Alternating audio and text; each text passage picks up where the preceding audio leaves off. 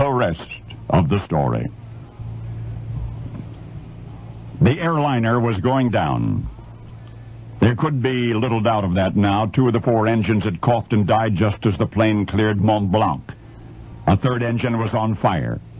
The craft was rapidly losing altitude, and treacherous Swiss alpine peaks lay ahead. So the airliner was going to crash, and soon.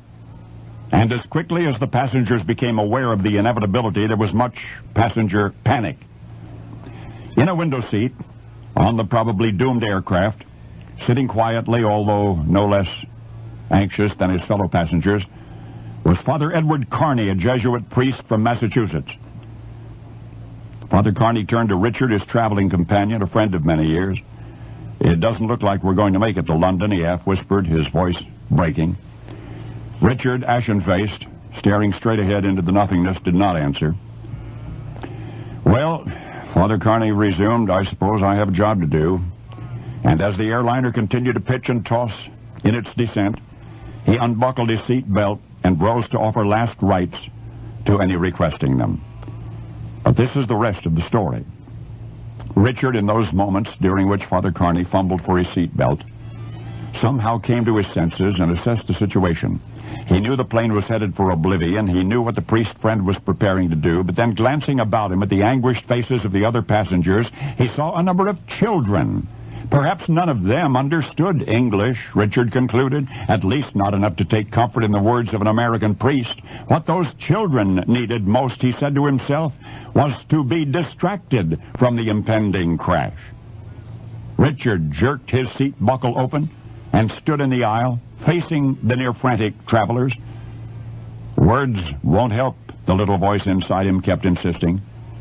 So Richard did not speak, not a word. Instead, he made faces. And to his surprise and delight, one of the children who saw him suddenly laughed.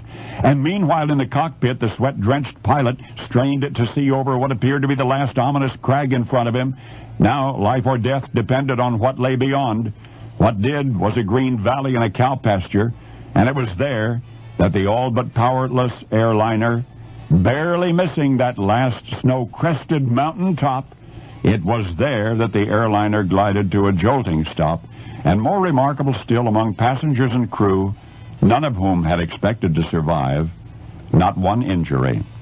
And the children aboard, who surely otherwise would have spent long minutes in terror, instead laughed and pointed and laughed again at the funny stranger who made the funny faces during an impromptu pantomime he believed stretched from here to eternity. After safely arriving in London, Father Carney's friend Richard, who'd accompanied him to see the Pope, Richard, whose desperate but convincing clowning had calmed the children on that almost doomed flight, he, Richard, opened on July 2 and performed for enthusiastic audiences at the prestigious Palladium. But you were present front row and center for the performance that really counted. The most wonderfully satisfying performance, he said, he ever gave, when the stage was the narrow aisle of an airplane about to crash in the Alps. And the headliner was a gifted comedian you know as Richard Skelton. Red Skelton. Only now you know the rest of the story.